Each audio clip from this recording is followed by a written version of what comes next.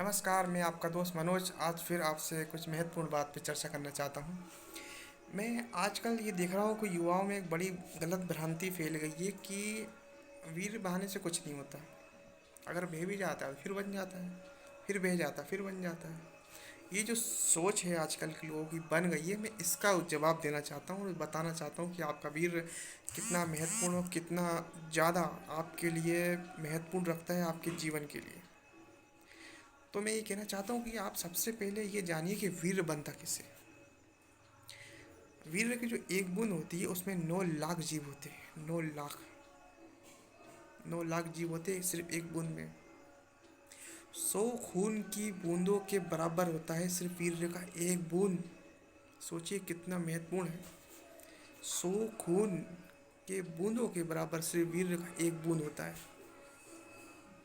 जब एक स्वस्थ मनुष्य जब भोजन करता है तो 5 दिन में वो भोजन पचता है। और जब 5 दिन में वो भोजन पूरी तरह पच जाता है तो सबसे पहले बनता है खून। हमारे अंदर ब्लड बनता है। खून के बाद बनता है अपने शरीर का मांस। और मांस के बाद बनता है मेद। और मेद के बाद बनता है हड्डी। मेद बनेगा फिर हड्डी बनेगी आपकी। और हड्डी बनने के बाद बनेगा आपका मज्जा। और मज्जा बनने के बाद आपका बनेगा वीर्य। सोचिए कितनी लंबी चेन है।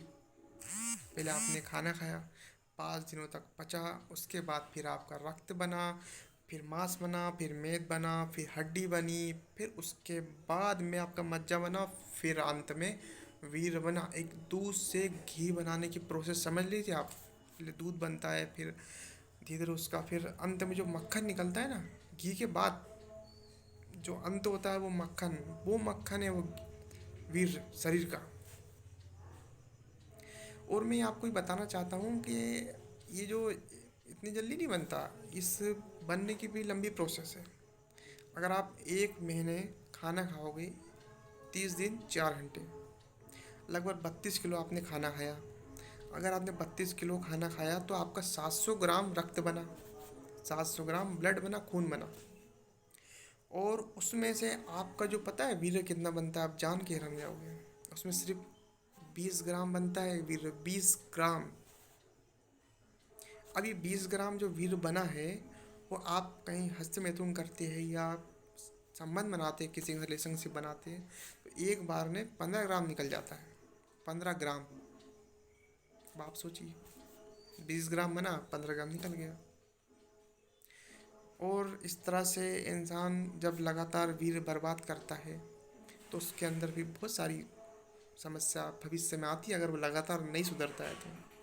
इसलिए मेरे युवाओं से, दोस्तों से, भाइयों से और मेरी उम्र के लोगों से एक ही निवेदन है कि गलती से भी वीर को बर्बाद ना करे हस्तमैथुन के द्वारा, पोर्नोग्राफी के द्वारा, या गलत आदतों में पढ़ के, या गलत जगह जाके अपने वीर को बचाइए।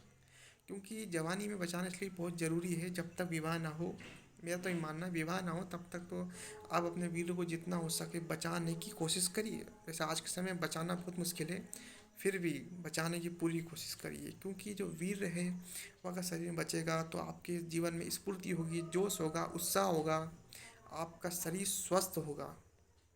आयुर्वेद में कहा जाता है इससे शरीर में ओज आता है, आपके स्किन में एक निखार आ जाएगा, ग्लो आ जाएगा बिना किसी क्रीम लगाए। ये नेचुरल ब्यूटी होती है, चेहरे पे चमक आ जाती है, ओज आ जाता है। आयुर्वेद में भी कहा गया है।